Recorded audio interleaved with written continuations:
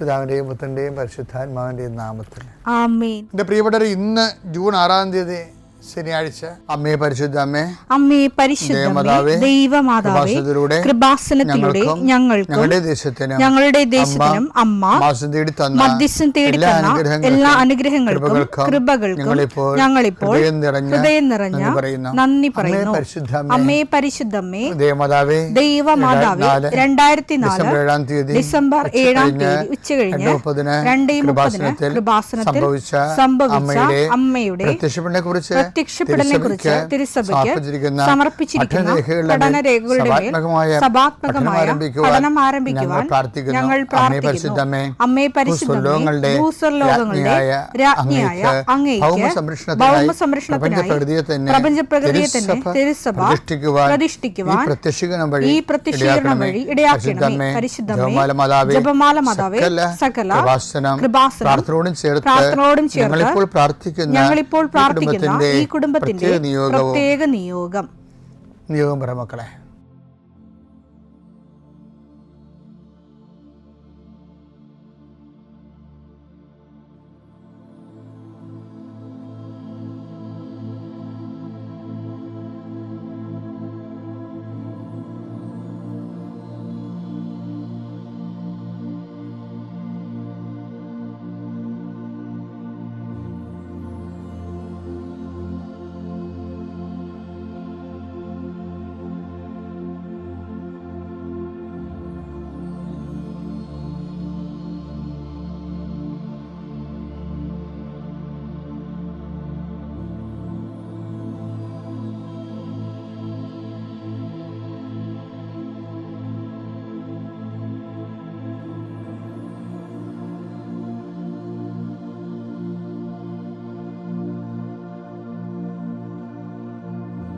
അമ്മയുടെ പ്രത്യക്ഷീകരണത്തിന്റെ ഈ അനുഗ്രഹവേളയിൽ ഞങ്ങൾക്ക് സാധിച്ചു തരുവാൻ കനിയണമേ. ആമേൻ. വിശ്വാസ പ്രമാണം. സർവശക്തനായ പിതാവും ആകാശത്തിന്റെയും ഭൂമിയുടെയും സൃഷ്ടാവുമായ ദൈവത്തിൽ ഞാൻ വിശ്വസിക്കുന്നു. അവിടുത്തെ ഏകപുത്രനും ഞങ്ങളുടെ കർത്താവുമായ ഈശോമിശിഹായിലും ഞാൻ വിശ്വസിക്കുന്നു. ഈ പുത്രൻ പരിശുദ്ധാത്മാവിനാൽ ഗർഭസ്ഥനായി കന്യകാമറിയത്തിൽ നിന്ന് പിറന്ന് പൊന്തിയോസ് പീലാത്തോസിന്റെ കാലത്ത് പീഡകൾ സഹിച്ച് കുരിശിൽ തറയ്ക്കപ്പെട്ട് മരിച്ച് അടക്കപ്പെട്ട് പാതാളങ്ങളിൽ ഇറങ്ങി മരിച്ചവരുടെ ഇടയിൽ നിന്ന് 3-ാം നാൾ ഉയർത്ത് സ്വർഗത്തിലേക്ക് എഴുന്നള്ളി സർവശക്തിയുള്ള പിതാവായ ദൈവത്തിന്റെ വലതുഭാഗത്തിരിക്കുന്നു. അവിടെ നിന്ന് ജീവിക്കുന്നവരെയും മരിച്ചവരെയും വിധിക്കുവാൻ വരുമെന്നും ഞാൻ വിശ്വസിക്കുന്നു. പരിശുദ്ധാത്മാവിലും ഞാൻ വിശ്വസിക്കുന്നു. വിശുദ്ധ കത്തോലിക്കാ സഭയിലും പുണ്യവാന്മാരുടെ ഐക്യത്തിലും പാപങ്ങളുടെ മോചനത്തിലും ശരീരത്തിന്റെ ഉയർപ്പിലും നിത്യമായ ജീവിതത്തിലും ഞാൻ വിശ്വസിക്കുന്നു. ആമേൻ. സുഖസ്ഥനായ ഞങ്ങളുടെ പിതാവേ, അങ്ങയുടെ നാമം പൂജിതമാകണമേ. അങ്ങയുടെ രാജ്യം വരണമേ. അങ്ങയുടെ തിരുമനസ് സ്വർഗത്തിലെ പോലെ ഭൂമിയിലും ആകണമേ. അന്നു വേണ്ടുന്ന ആഹാരം ഇന്ന് ഞങ്ങൾക്ക് തരണമേ. ഞങ്ങളോട് തെറ്റ് ചെയ്യുന്നവരോട് ഞങ്ങൾ ക്ഷമിക്കുന്നത് പോലെ ഞങ്ങളുടെ തെറ്റുകൾ ഞങ്ങളോടും ക്ഷമിക്കണമേ. ഞങ്ങളെ പ്രലോഭനത്തിൽ ഉൾപ്പെടുത്തരുതേ, തിന്മയിൽ ഞങ്ങൾ രക്ഷിക്കണമേ. ആമേൻ. നന്മ നിറഞ്ഞ മറിയമേ, സ്വസ്തി. കർത്താവ് അങ്ങയുടെ കൂടെ സ്ത്രീകളിൽ അങ്ങ് അനുഗ്രഹിക്കപ്പെട്ടവളാകുന്നു. അങ്ങയുടെ ഉദരത്തിൻ ഫലമായി ഈശോ അനുഗ്രഹിക്കപ്പെട്ടവനാകുന്നു.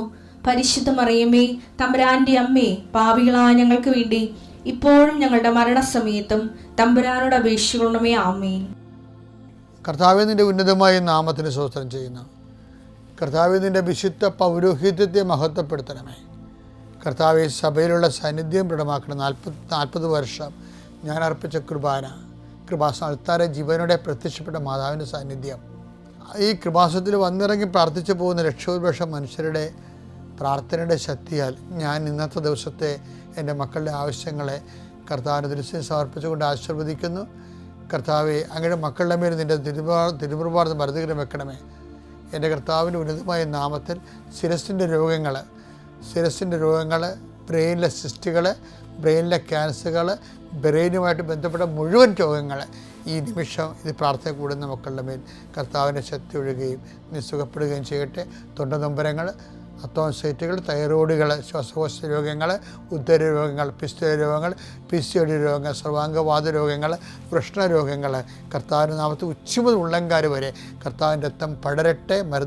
മരുന്ന് ലേപനമല്ല, അങ്ങനെ വചനമാണല്ലോ അങ്ങനെ മക്കളെ സുഖപ്പെടുത്തുന്നത്. വചനത്തിൻ്റെ കരുത്ത ശക്തിയാൽ യേശുക്രിസ്തു ഉന്നതമായ നാമത്തിൽ അങ്ങനെ മക്കൾ സൗഖ്യം പ്രാപിക്കട്ടെ. കർത്താവെ, ഇന്നത്തെ യാത്ര, ഇന്നത്തെ സംസാരം, ഇന്നത്തെ കമ്മ്യൂണിക്കേഷൻസ്, ഇന്നത്തെ ഒപ്പുകൾ, ഇന്നത്തെ എഴുത്തുകൾ, ഇന്നത്തെ ഉപയോഗിക്കുന്ന വാഹനങ്ങൾ, കർത്താവ് ഇന്ന് ചെയ്തു തീർക്കേണ്ട എല്ലാ ഉത്തരവാദിത്തങ്ങളും കണ്ടുമുട്ടുന്ന എല്ലാ വ്യക്തികളുടെ മേലും എൻ്റെ മക്കളുടെ മേൽ കർത്താവിൻ്റെ ശക്തി പ്രവർത്തിക്കുകയും മാതാവിൻ്റെ മധ്യസ്ഥത്തിൽ സഞ്ചാരി മാതാവ് സമയത്തിൻ്റെ അധികാരം നിലമേലങ്കിയാൽ നിങ്ങളെ പൊതിയുകയും സന്തോഷത്തോടെ നിങ്ങൾ രാത്രി തിരിച്ചു വരാൻ ദൈവം അനുവദിക്കുകയും ചെയ്യട്ടെ. എൻ്റെ പ്രിയപ്പെട്ടവരെ, ഉടമ്പടി ജീവിതത്തിലെ ഒരു പ്രധാന എക്സർസൈസ്, ആത്മീയ അഭ്യാസം, അരമണിക്കൂർ വചനം വായിക്കുകയാണ്. അതിൻ്റെ ഭാഗമായിട്ട് എനിക്ക് പലപ്പോഴും തോന്നിയിട്ടുള്ളത്, നിങ്ങൾ ഒരു 20 മിനിറ്റ് വചനം വായിച്ചിട്ട് 20 മിനിറ്റ് നിങ്ങൾ 10 മിനിറ്റെങ്കിലും വെറുതെ കൂളായിട്ടിരിക്കണം. മനസ്സിനെ കാം ഡൗൺ ചെയ്ത് കൂളായിട്ടിരിക്കണം. ഇങ്ങനെ എല്ലാ വിഷയം. അതുപോലെ തന്നെ ഇപ്പോൾ പ്രഭാഷണം പറയരുത്, നിങ്ങൾ എടുത്തു ചാടി മറുപടി പറയരുത്.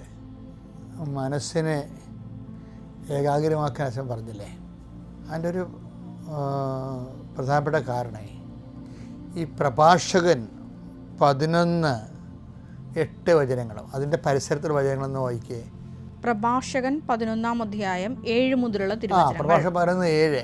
അന്വേഷിച്ചറിയാതെ കുറ്റം ആരോപിക്കരുത്. ആദ്യം ആലോചന പിന്നെ ശാസനം.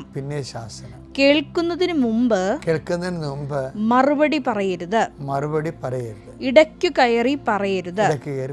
വേണ്ടാത്ത കാര്യങ്ങളിൽ തലയിടരുത്. പാപികളുടെ വിധിതീർപ്പിൽ പങ്കാളിയാകരുത്. അതായത് ഇതിൻ്റെ അകത്ത് വിഷയം വെച്ച് കഴിഞ്ഞാൽ പല വിഷയങ്ങളും. ഇപ്പം ഞാൻ എപ്പോഴും അമ്മയെ കാണുമ്പോഴേ അമ്മയുടെ മനസ്സില്ലേ, അമ്മയുടെ മനസ്സ് പറയാൻ വേണ്ടി എപ്പോഴും ബൈബിൾ പറഞ്ഞത് എന്താണെന്ന് വെച്ച് കഴിഞ്ഞാൽ, മറിയമെല്ലാം ഹൃദയത്തിൽ സംഗ്രഹിച്ചു എന്നാണ് എല്ലാ വിഷയങ്ങളും. അപ്പോൾ അവിടെ അതിൻ്റെ അകത്ത് എല്ലാം ഉണ്ട്. എടുത്തയാടി മറുപടിയില്ല. പിന്നെ എന്തെങ്കിലും ഇല്ലാത്തത്, കേൾക്കുന്നതിന് മുമ്പ് മറുപടിയില്ല. അന്വേഷിച്ചറിയാതെ കുറ്റം ആരോപിക്കരുത്. പിന്നെ ആദ്യം ആലോചന പിന്നെ ശാസനം. കേൾക്കുന്നതിന് മുമ്പ് മറുപടി പറയരുത്. ഇടയ്ക്ക് കയറി പറയരുത്. അപ്പൊ ഇതിനെല്ലാം കൂടി എടുത്തിട്ടാണ് ഒരു മരിയൻ ബിഹേവിയർ ഫോം ചെയ്യണത്. എന്താണ് ഇതിൻ്റെ കണ്ടൻസ് ഉണ്ട്, അതിൻ്റെ അകത്ത് കണ്ടൻറ്റുകൾ. മറിയം എല്ലാം ഹൃദയത്തിൽ സംഗ്രഹിച്ചു. ഇപ്പോൾ ഹൃദയത്തിലേക്ക് ഇപ്പം നമ്മൾ ഈ മരുന്നൊക്കെ വായിക്കത്തില്ലേ, ചില ഇഞ്ചക്ഷൻ, വാക്സിനേഷൻ്റെ ഇഞ്ചക്ഷനൊക്കെ വാങ്ങിക്കുമ്പോൾ, ഇപ്പോൾ പോളിയോയുടെ ഇഞ്ചക്ഷൻ തന്നെ എടുത്താലും അപ്പോൾ ഗവൺമെൻറ് ഓർഡർ ഇടും, നാളെ പോളിയോയുടെ ഇഞ്ചക്ഷൻ ഉണ്ടെന്ന് നമ്മൾ പറഞ്ഞു കഴിഞ്ഞാൽ അവർ ആ പോളിയോയുടെ ഇഞ്ചക്ഷൻ ആ ദിവസം പോളിയോ ഇഞ്ചക്ഷൻ കഴിയണവരെ ആ വാക്സിൻ ആ സ്ഥലത്ത് കറണ്ട് പോകത്തില്ല. എല്ലാ ഫ്രിഡ്ജും കൃത്യമായിട്ട് വർക്ക് ചെയ്യാൻ വേണ്ടി കറണ്ട് അവിടെ കൊടുക്കും. അതെന്താ കാര്യം? എല്ലാ മരുന്നിലും എഴുതിയിട്ടുണ്ട്, keep it in A cool and dark place. ഈ വചനം ഹൃദയത്തിൽ സംഗ്രഹിക്കുമ്പോൾ ആ ഹൃദയത്തിൽ മറിയത്തിൻ്റെ ഹൃദയം ഒരു കൂൾ ആൻഡ് ഡാർക്ക് പ്ലേസാണ്. അവിടെ കെമിക്കൽ ചേഞ്ച് ഉണ്ടാകത്തില്ല. എന്തിനാണ് ഈ ഡാർക്ക് പ്ലേസിലൊക്കെ വെക്കുന്നത്? കൂളായിട്ടുള്ള സ്ഥലത്ത്. ഹീറ്റായി കഴിഞ്ഞാൽ ഇപ്പോൾ വൈറസിൻ്റെ ഇപ്പം ആൻറ്റി ബാക്ടീരിയയൊക്കെ ഉള്ള നമ്മൾ ആൻറ്റിബയോട്ടിക്കൊക്കെ എടുക്കത്തില്ലേ, അപ്പോൾ ആൻറ്റിബയോട്ടിക്സിൻ്റെ ആ വൈറസിനെ അറ്റാക്ക് ചെയ്യാൻ പറ്റിയ കെമിക്കൽ മോളിക്യൂള് ഈ മരുന്നിലുണ്ട്. പക്ഷേ ഹീറ്റ് അടിച്ചു കഴിഞ്ഞാൽ അതിൻ്റെ മൂലകത്തിന് തന്മാത്ര ചേഞ്ച് വരും. അത് വേറെ ഒരു സാധനമായിട്ട് മാറും. അതുകൊണ്ടാണ് keep it in A cool and dark place എന്ന് പറയുന്നത്. മരുന്ന് മാറിപ്പോവും. ഇപ്പോൾ ഉദാഹരണത്തിന് ആസ്പിരിൻ എന്നും പറഞ്ഞൊരു മരുന്നില്ലേ, അപ്പോൾ ഇത് ഫ്രിഡ്ജിൽ വെച്ചില്ലെങ്കിൽ അതിന് ഹീറ്റ് അടിച്ച് കഴിഞ്ഞാൽ ഉടനെ അതിൻ്റെ തന്മാത്ര ചേഞ്ച് ചെയ്തിട്ട് 2 ആസിഡായിട്ട് മാറും. ഒന്ന് ഈ ത്വക്ക് രോഗത്തിനൊക്കെ പറ്റുന്ന സാലിക്രിക് ആസിഡ്, രണ്ടാമത്തത് വിനാഗിരിയായിട്ട് മാറും. ആ കെമിക്കൽ ചേഞ്ച് വരും. അപ്പോൾ നമ്മൾ ഉദ്ദേശിക്കുന്ന കാര്യം ഇത് നടക്കത്തില്ല. ഇതാണ് കൂൾ ആൻഡ് ഡാർക്ക് പ്ലേസിൻ്റെ വിഷയം. നമ്മുടെ ബിഹേവിയറിൽ എപ്പോഴും ഈ കൂൾ ആൻഡ് ഡാർക്ക് വേണം. എന്ന് വെച്ച് കഴിഞ്ഞാൽ എല്ലാ കാര്യവും എല്ലാവരോടും പറയാനുള്ളതല്ല, കുറച്ച് ഡാർക്ക് ഉണ്ടാകണം.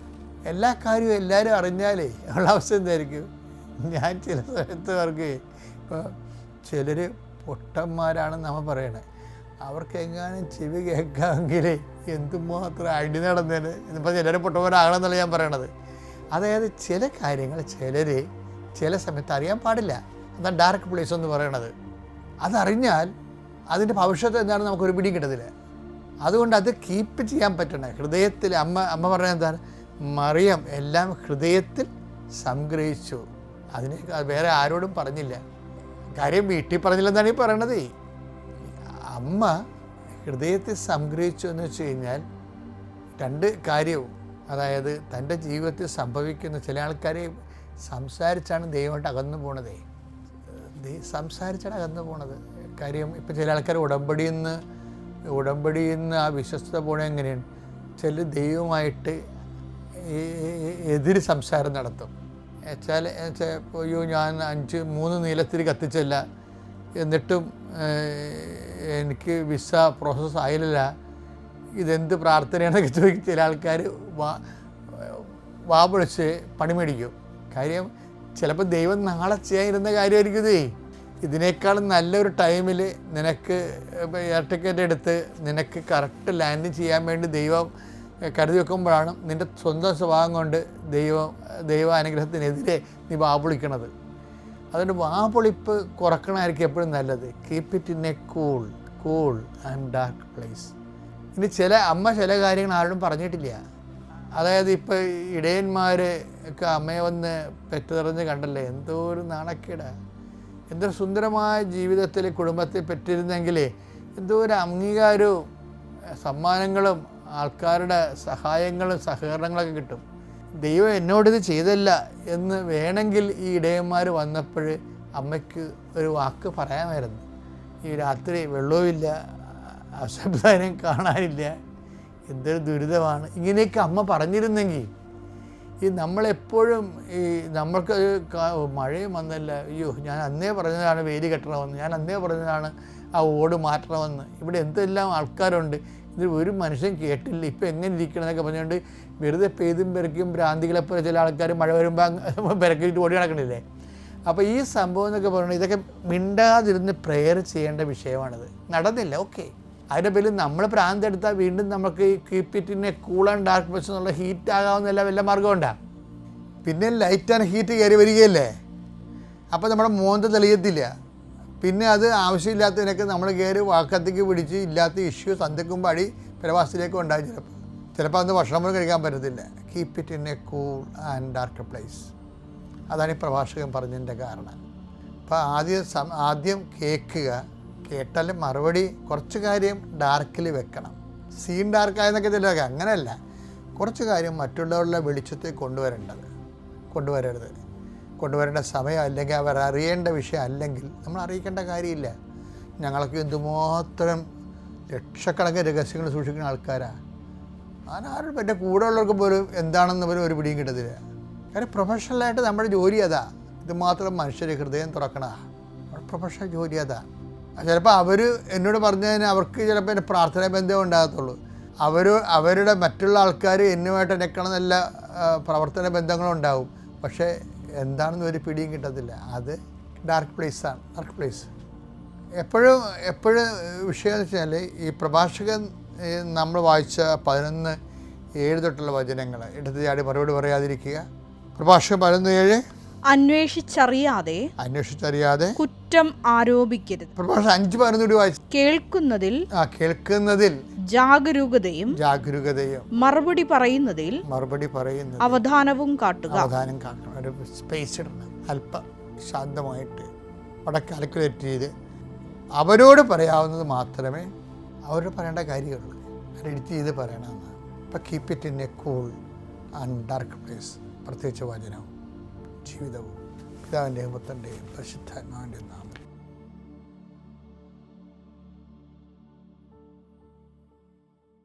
അത്യപൂർവ ദൈവാനുഭവങ്ങൾ ഇനി നിങ്ങൾക്കും സ്വന്തം.